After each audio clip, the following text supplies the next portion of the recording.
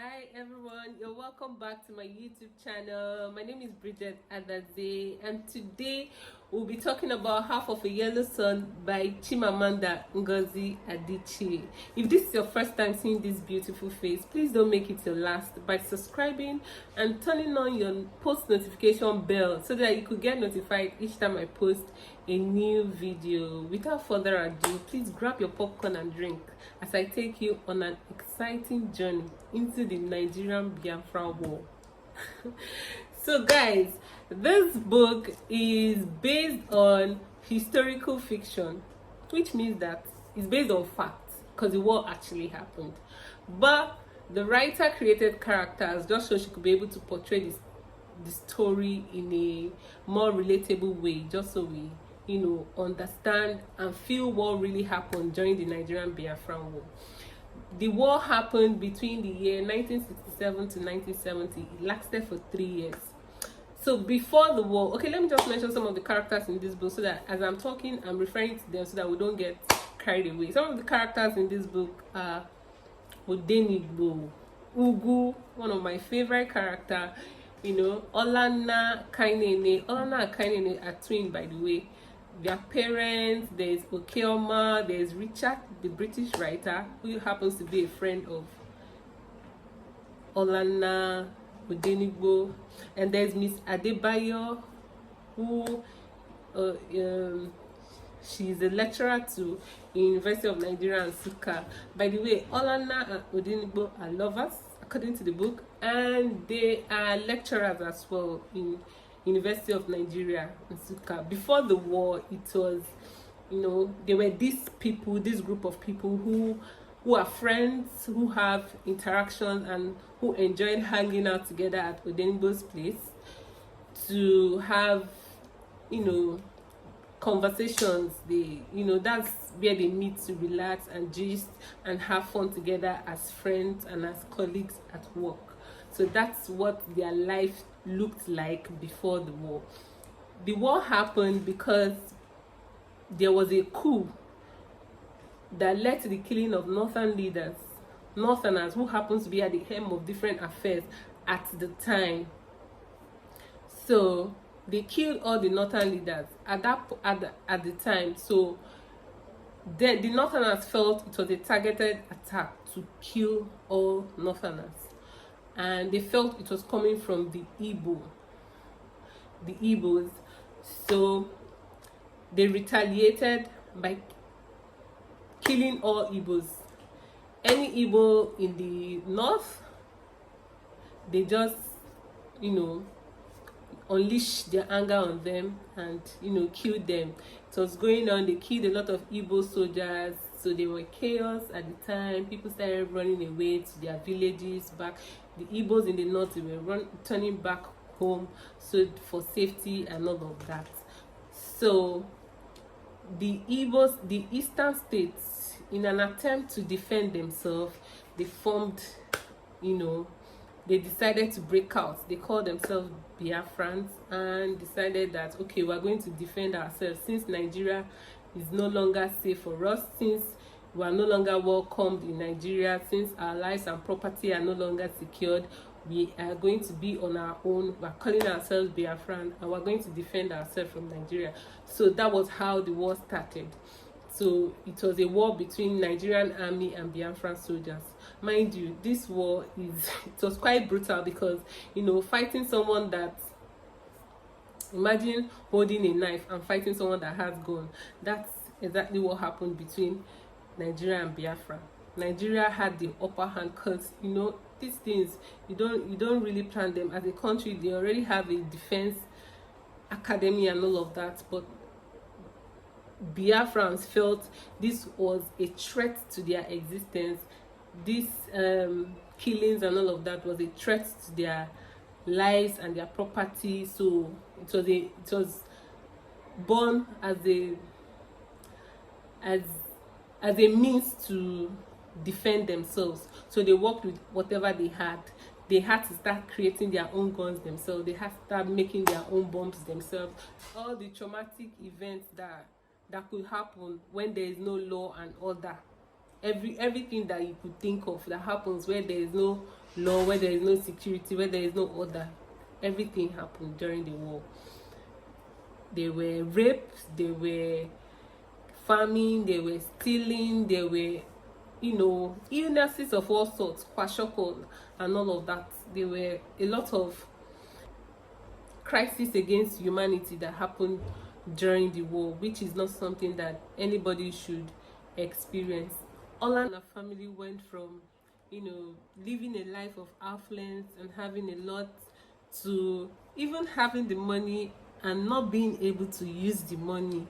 That's one of the things that happens when there is no law and order, when there is insecurity, and when there is war.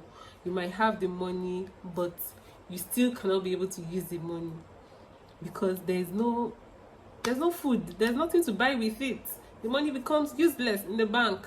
So it happened during the war. Olana and Odenibo, they eventually got married during the war. In fact, their story was so funny that it was during the war that they got married. And imagine doing your wedding on the day of your wedding, and amidst all the celebrations, there were bombings, and the guests had to run for safety, and you too, you had to, with your gown and everything, you have to run to protect yourself and all of that. So it was everything. The story was quite an interesting read, because you could see through their eyes, you could see through the characters what it must have been like experiencing the war. And it's not something that anybody should experience. War is not a good thing, and I feel like anybody who had experienced, our parents that experienced this war, they don't tell us what it felt like.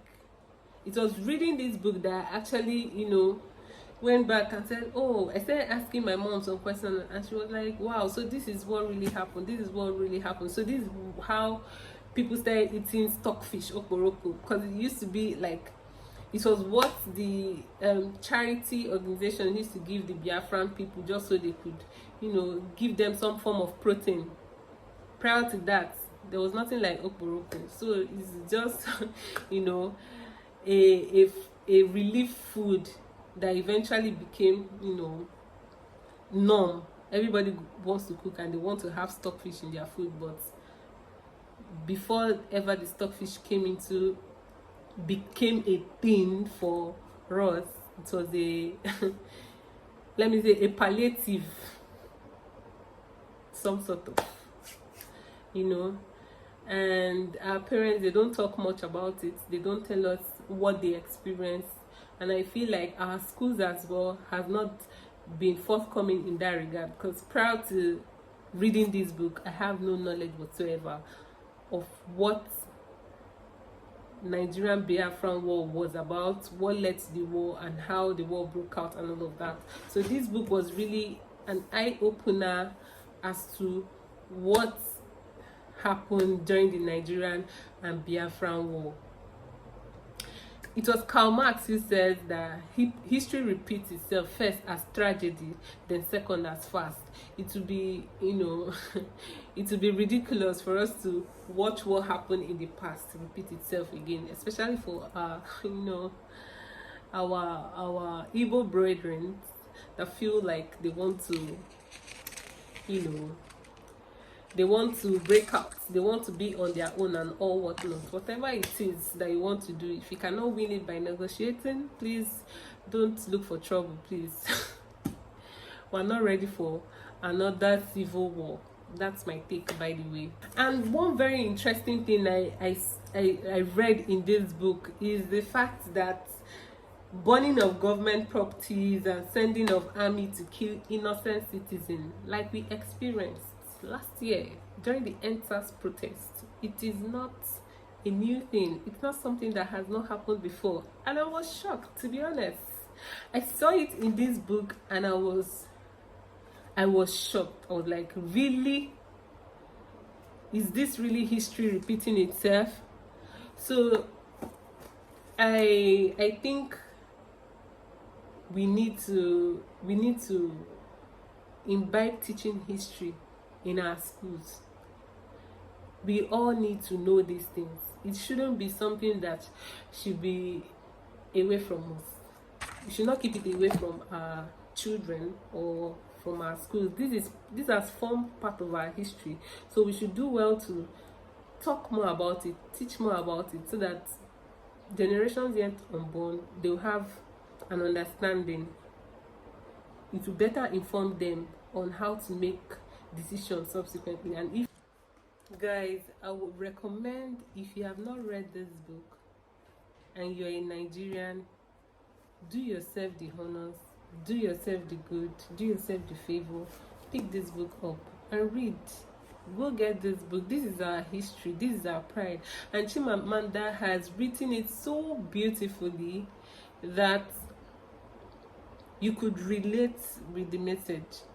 I don't know how she was able to do it, but she did a fantastic job. Like, I could see myself in Olana's shoes while reading this book. In fact, I pictured myself as Olana.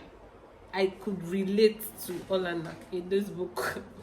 The way she reacted to things, the way she, her character in the book, I could relate.